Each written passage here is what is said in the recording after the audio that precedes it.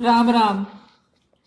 आज पढ़ना आपने भगवत गीता अध्याय 1 श्लोक 2। अब आज काल बात हुई तो धृतराष्ट्र को प्रश्न को उत्तर संजय देगा। आज संजय उवाच दृष्ट्वा तु पांडवा निकं व्यूढं दुर्योधनस्तदा आचार्यमुपसंगम्य राजा वचनमब्रवीत। संजय बोलियो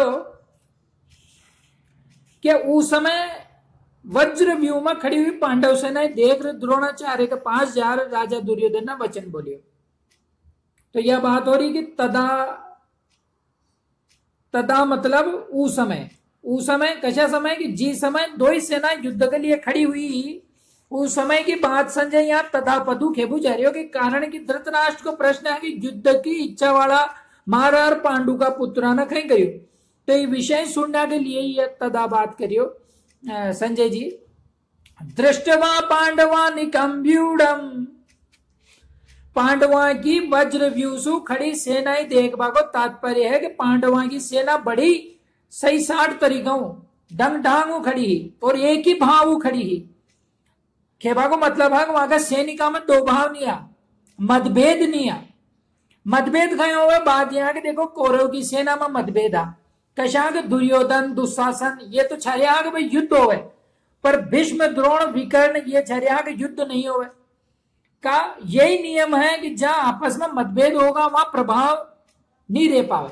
और दुष्ट लोग अधर्मी लोगों के बीच में मतभेद हो तय है, कोई कहीं कगा कोई कगा। धर्म की बात सत्य की बात होगा वह दो बात हो ही नहीं सके, सत्य तो एक ही रहे। और जी पक्ष में भगवान है धर्म है उनको दूसरा पर जल्दी प्रभाव पड़े, इसलिए संख्या में कम हो बाबा भी पांडवों को प्रभाव गणो तेज हो और उनको दूसरा पर बड़ा। अब पांडव तो 5 ही करो तो 100, पर पांडवों का प्रभाव का कि धर्म और सत्य की बात है। इसलिए आपने यह बात समझनी चाहिए कि धर्म और सत्य की आड़ी राम है, यानी पांडव सेना को दुर्योधन पर भी असर पड़ गया बोलो जी। इसलिए फिर वो द्रोणाचार्य के पास जाकर नीति युक्त गंभीर वचन बोल रही हो। राजा दुर्योधन है, दुर्योधन ही राजा के को मतलब है कि धृतराष्ट्र को सबसे ज्यादा मोह जो हो दुर्योधन हो और परंपरा की दृष्टियों भी युवराज दुर्योधन ही हो और राज्य का सारा कार्यकाल ये भी सब कुछ कार्य की देखभाल दुर्योधन ही करते हो। धृतराष्ट्र नाम मात्र को राजा हो, युद्ध होना भाई युद्ध भी मुख्य कोई करा रही हो दुर्योधन ही करा रही हो। यह सभी कारणों संजय ने दुर्योधन के लिए राजा शब्द को उपयोग किया। आगे बात आ रही आचार्य मूप संगम्य की द्रोणाचार्य के पास गए। आचार्यम उपसंगम्य, आचार्यम तो द्रोणाचार्य, उपसंगम्य को मतलब पास जाकर। अब पास जावा का 3 कारण। पहलू कारण तो खुद को स्वार्थ सिद्ध करवा वाला। अब ये ऐसा दुष्ट मनक रहे घना सारा जो स्वार्थ सिद्ध करवा कारण आपने नका आवे चप गए कहा यानी यहाँ को स्वार्थ सिद्ध करना तो और जैसे ही स्वार्थ सिद्ध होगा ये भाग जाओगा। तो आपनो स्वार्थ सिद्ध करवा के लिए द्रोणाचार्य के भीतर पांडवों के प्रति द्वेष पैदा करवा कारण है अपना पक्ष में विशेषता से करवा खा के लिए दुर्योधन द्रोणाचार्य के नकर गयो। दूसरी बात हो सके व्यवहार में गुरु के नाते आदर देवा कारण द्रोणाचार्य के पास गयो, यह भी सही बात है। और तीसरी बात यही में खड़के आ रही कि मुख्य व्यक्ति को सेना में वहां जहां खड़ा हो वो जरूरी। द्रोणाचार्य गणा मुख्य व्यक्ति, इसलिए दुर्योधन द्रोणाचार्य के पास खुद चले गए। अब यहाँ शंका हो सका आपने कि दुर्योधन ये तो पितामह भीष्म के पास जानी चाहो, सेनापति आए तो। पर देखो इनमें बुद्धि, दुष्ट की बुद्धि देखो कि दुर्योधन गुरु द्रोणाचार्य के पास ही का गयो। देखो यो समाधान है कि द्रोण और भीष्म दोनों ही उभय पक्षपात महाई। ये मतलब न तो कौरवाड़ी है न पांडव, ये दो की बात करता है भाई दो ही लड़ो मत यार। उन दोनों में ही द्रोणाचार्य ज्यादा राजी करबो ज्यादा जरूरी हो। द्रोणाचार्य भीष्म और द्रोणाचार्य का कि द्रोणाचार्य के साथ दुर्योधन को गुरु के नाते तो स्नेह हो पर कुटुंब के नाते तो कहीं लेन देन नहीं।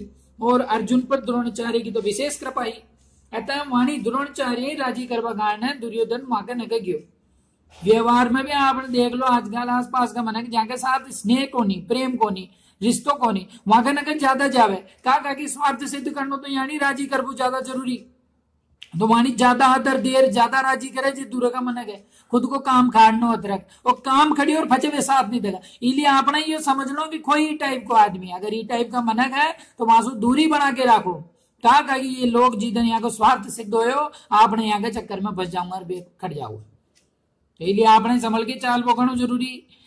दूसरी बात, दुर्योधन के मन में विश्वास भी हो कि भीष्म तो अपना दादाजी है, वहां के न नहीं भी जाऊं, नाराज भी हो गए तो कहीं हो फिर मना लेगा, भाई जी तो है अपना। कारण कि पितामह भीष्म के साथ दुर्योधन को कौटुंबिक रिश्ते हो, संबंध हो, परिवार को भीष्म को संबंध हो, भीष्म को भी कौटुंबिक संबंध हो, भीष्म को भी स्नेह तो हो ही भाई। इसलिए भीष्म ने दुर्योधन को राजी करने के लिए जोरू शंख भी बजाया कि भाई यो राजी हो जाएगा भाई बेटो आप। तो आगे आओगे यह बात। लास्ट में बात आ रही वचनम ब्रवीत है, वचनम अब्रवीत है।